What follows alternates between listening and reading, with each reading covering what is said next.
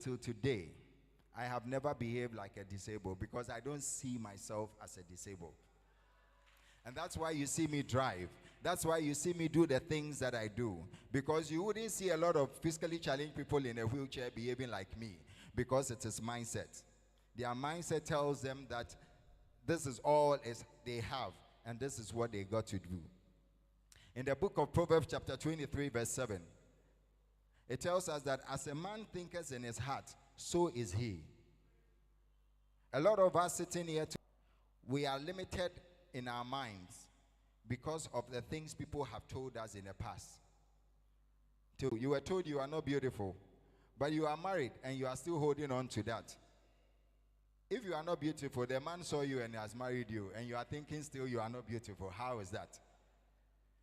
Listen, it's about time we drop the limiting beliefs. Take off all those limiting beliefs so we can fulfill and enjoy the purpose God has for us.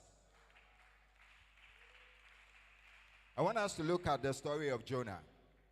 There's a lot. It's about 4 chapters. And so I'll just paraphrase. I'll just summarize it. We all know the story of Jonah. God asked him to go to the people of Nineveh and preach to them so that they will change, right? But Jonah decided not to go. He ran away from God. He went to Joppa. He found a ship. And then he went down there, paid for it, and then got into the boat and he fell asleep. Now I want to tell you something. Anytime you are trying to run away from what God had asked you to do, Satan. And so Jonah went down to Joppa. He went down the deck and then he fell asleep. And you know the story. God caused a great storm to come which was threatening to break the ship. But the reason why Jonah didn't want to go to Nineveh, I was watching a cartoon story of Jonah. And I realized that Jonah and his friends were prejudiced against the people of Nineveh because they had heard things about Nineveh.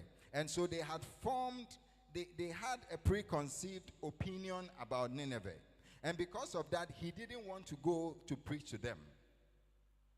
And that is what a lot of us we find ourselves doing in our lives. Because we have a preconceived opinion about where we work. You may be working at a place. The minute you start working, somebody tells you that, oh, as for this company, they don't promote anybody here. Or they always go and bring people from outside.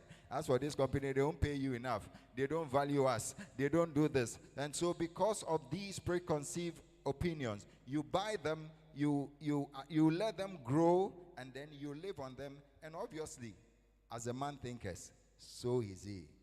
Because that is what you profess, and that is what will happen to you. All right? And we see that in most of our churches. People join churches and people don't want, because they listen to people on social media.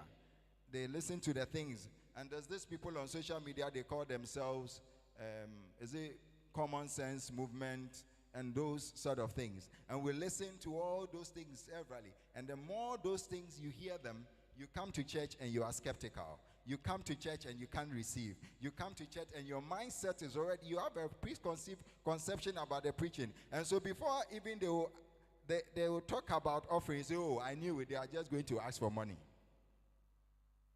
So even when God is telling you, like Jonah, that sow the seed to liberate you from something that you have been praying for, you wouldn't do it because of you become like Jonah. It's funny. The name of Jonah means a dove.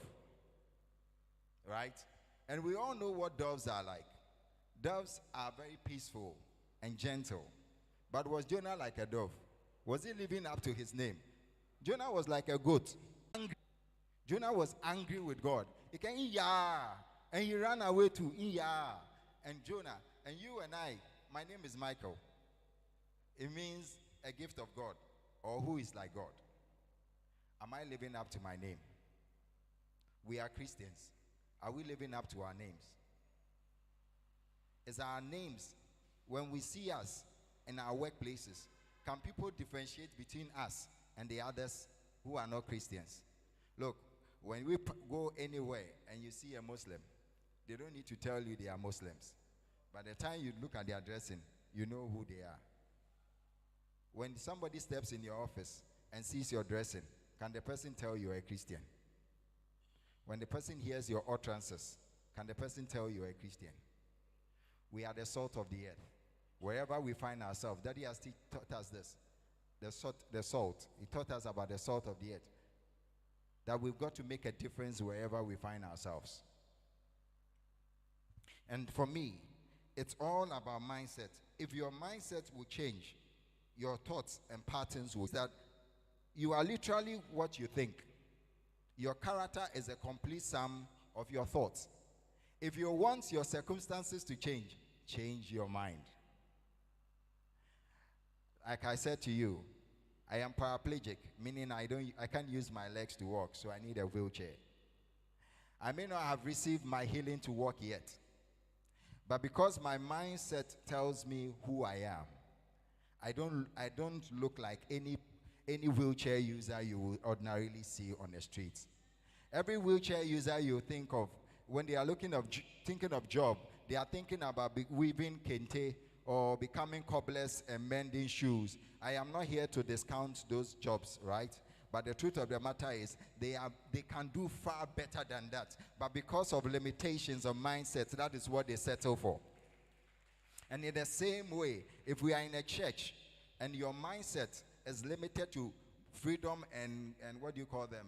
Common sense thinkers, you will miss out. You will miss the fulfillment God has for you.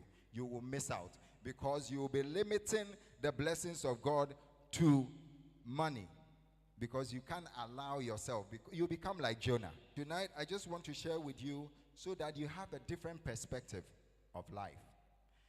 During the lockdown, I saw something on social media. You know, when they closed the borders, I heard of a gentleman who was a farmer. To work, he would put a box behind his motorbike, and then he would cross the border from Aflao to Togo. He kept doing that every day. Monday, he did it. Then the customs people were wondering. They stopped him and checked the box. What do you have? He says, it's my cutlass and my hoe and some grass for my animals. They checked the box. They kept doing that for several days. And then one day, it had rained. Still, the man had come. I don't think this man is just farming. There must be something he's doing. So they decided to detain